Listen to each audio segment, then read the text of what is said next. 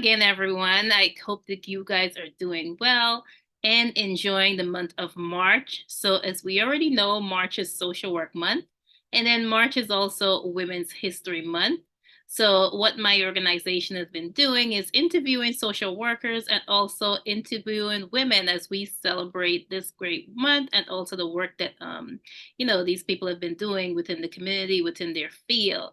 So today I have the pleasure of interviewing Silvia Bunay. She is my very good friend. We've met as colleagues, and then from that, it blossomed into a friendship, and we've known each other for a number of years. So I've had the privilege of interviewing Sylvia. So Sylvia, can you introduce yourself to the audience and tell them what field of social work you're currently practicing? Yeah, so hi friend, hi everybody. So first of all, let me start by saying happy Women's Day today. Yes. My name is Silvia Bunay. I'm a social worker and I'm currently working as an outreach intake coordinator at JCCA. Okay. What exactly does that role entail? So my role is to outreach and to enroll the children in the program. We work, with children from 0 to 21 years old, children with medical, mental health, with trauma history, with HIV, with sickle cell. So the goal here is to support the child and also the family, to obtain resources in the community so they, all their needs could be met. Okay, great. That's some great work that you're doing there. What other areas of have you practiced in the social work field, if any? So I have worked as well with adults, doing care coordination. Okay. As a social worker, the main goal here is to provide them with resources, help them to become more empowered and independent.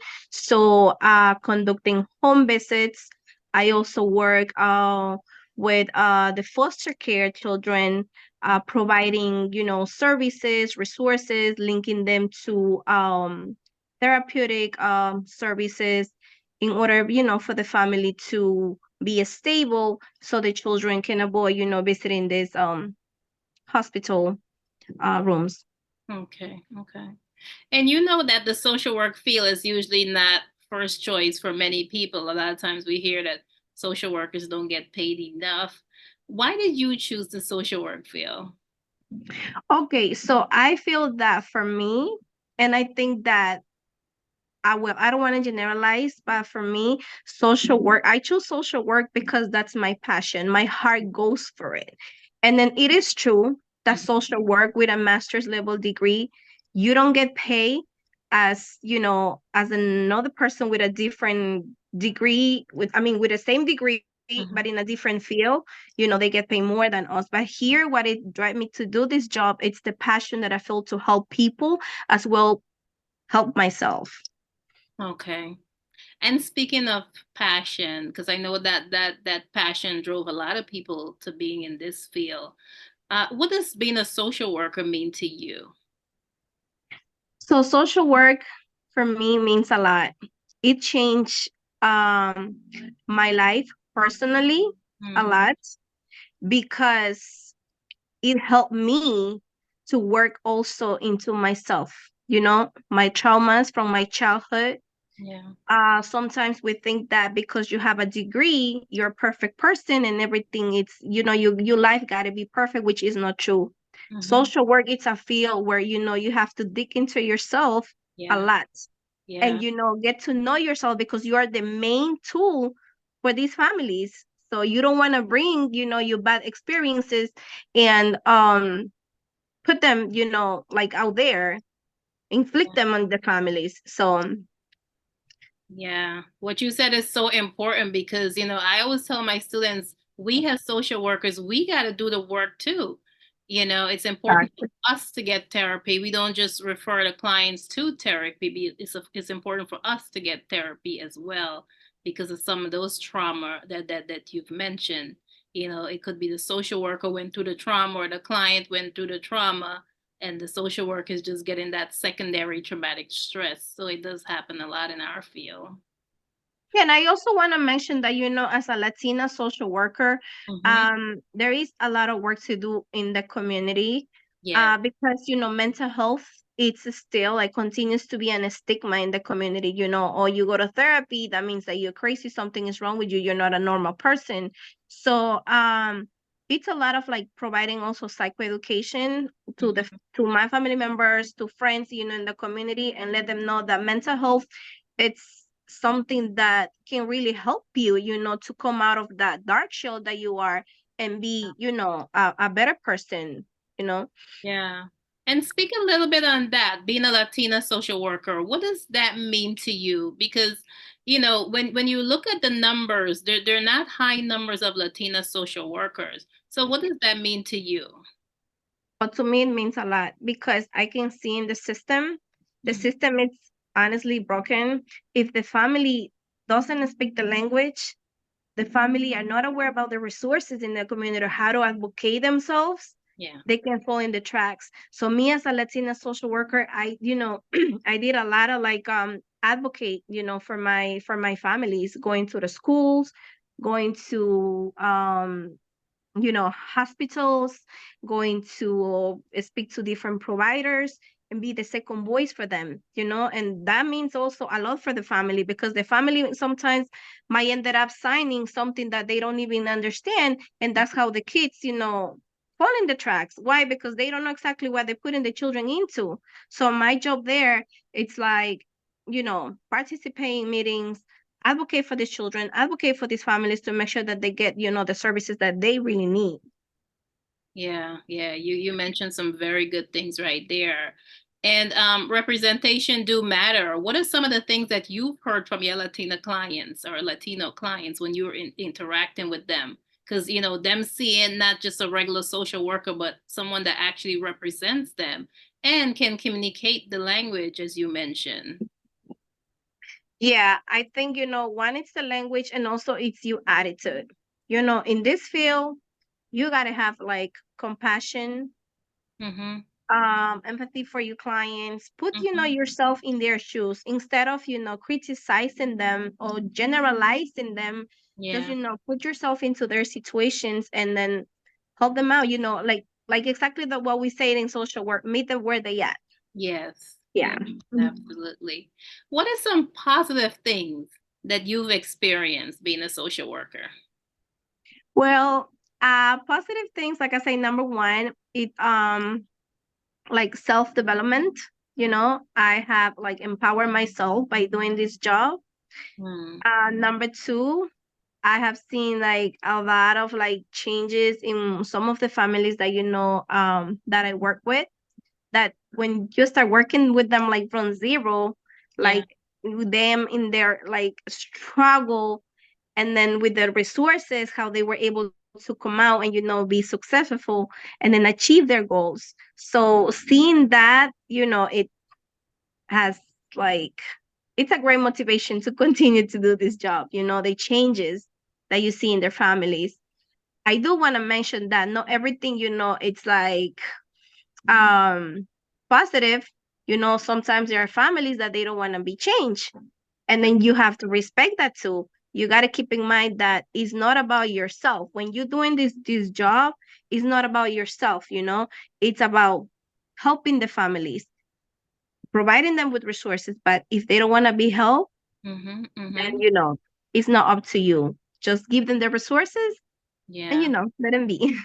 Yeah, you actually answered my next question because I was going to ask you what are some of the challenges, because in as much as there's a lot of positives, there's a lot of challenges as well. And like the one you said, you can only give them the resources. You can't make any client do anything, So definitely meeting them where they are and providing the resources as needed. Have you encountered any type of systematic barrier working as a social worker? um, in the schools. Okay. Okay. Yeah. I've seen a lot, and also in with public benefits, you Okay. know. You want to speak a So little bit more on that? sure, like especially in the schools, there is a lot of stigma Hmm. in, you know, minorities. Okay. So like I said, if the parents are not aware about the resources of how to advocate the children, Mm-hmm. the majority of times the children are like stigmatized and, you know, they place them in a situation where, okay, if you don't follow this specific rules, your child's gonna fall in the tracks, it's not gonna be successful, we're gonna send you to this school, but they don't even explain the parents what exactly, like the goals are for these children. Mm. So I think that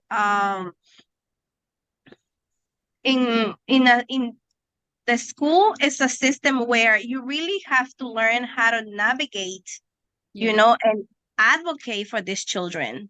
So, and in terms of public benefits, I will say that um, it's really hard sometimes for the families to get the benefits that they need Yeah. because they don't qualify for it, number one. Mm. Number two, we live in the United States, but we are still seeing families, in poverty that they don't even have enough money, to buy food. And Yeah. then when they trying to apply for these benefits, they go through different and multiple many challenges. So it's not easy out there. Yeah, I definitely agree. And then, especially since the COVID-19 pandemic, food insecurity is on the rise. You have the working families still join in the food banks to get a food because the cost of living has increased, but the salary does not always match the cost of living, as we know. Exactly. Yeah. What does advocate means to you? Advocate for me means I will say that a person that is stand up for a good cause, Okay. no matter what. Okay. So it's something that you stand up for something that you think is right, is the right thing. Mm-hmm, mm-hmm. Absolutely. And what advice would you give to someone who wants to be a social worker, who wants to join this field? Number one, my advice will be if you're doing this for the money, this is not the right profession. Okay. And I'm assuming that all the social work teachers might tell this to the student. If you're doing this for the money, this is not the right profession. But if you have the passion to better yourself and to help other people, to better their lives, Mm-hmm. this is the right profession to do it. It's very, very rewarding. Okay, okay, great, great. And we're celebrating Women's History Month. So, what does Women's History Month mean to you? I think it's a great month to remember, all the contributions that women did to this society and continue to do it, Yeah. not only in this society, in our cultures, in the lives of others. So I think that it's a good month to also reflect Mm, and learn more about the women that made, the history. So yeah. you can follow some, examples for them. Yeah, absolutely. And this is one of the reasons why I'm interviewing, the everyday person, because a lot of times when you look at women making history, you're looking at someone who's out there that the world know, but we're not looking at people right in our own neighborhood, right in our own backyard. People like yourself doing great work and making a significant change. But a lot of times people don't really know about these things. So for Women's History Month, this is one of the things that I wanted to do in social work. Highlight people like yourself, doing great work in the community and does not always get the credit that you deserve. So if you can pick one woman that's inspiring to you, who would that woman be? I will say the Rosa Parks Okay. Why would she be inspiring? because she never give up. Mm, Despite the challenges and despite she was confronting herself to mm-hmm, a large and huge society, she mm-hmm, wasn't afraid to do it. And I think that's something that it's useful even to apply in our personal lives. So mm-hmm. no matter what we go through, no matter what obstacles and barriers we have in front of us, professionally, personally, we cannot give up. We got to continue moving forward. Yeah, absolutely. Perseverance, and especially doing it during the time that she did. Perseverance was definitely key, and being fearless instead of fearful of doing that. What does celebrating Social Work Month? Do you do anything to celebrate Social Work Month or celebrate Women's History Month? So me personally, I started to apply in my life is to, especially in this month, it's to look into more like educating myself, Okay. putting myself like a goal, like what else I want to do, Okay. in terms of like social work, or maybe, participating in some community activities, like Okay. How do you self-care? that's a good question.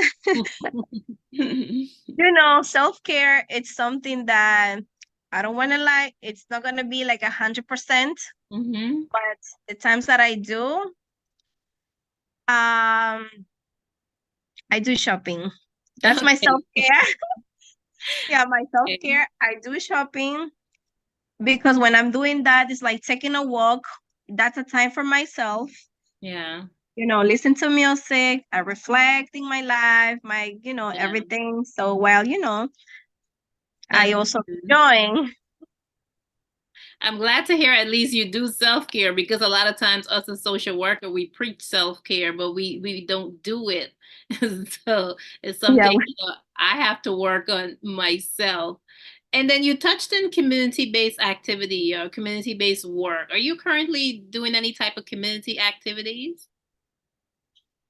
Well, on my personal side, I will say no, but on the side of like for my job, yes, I do like a lot of outreach, which is part of Okay. community activities, because I have to visit, different places, meet with different providers, present the program, and I can't be blind when people, approach to me with they since they already know I'm a social worker, like they're trying to get resources, information, so if I have the chance and opportunity to do it, so I do it. Sometimes when I'm doing on a school visit, I see a parent, if, like it's in need of support, resources, so I'm there, so Yeah, we never stop working, right?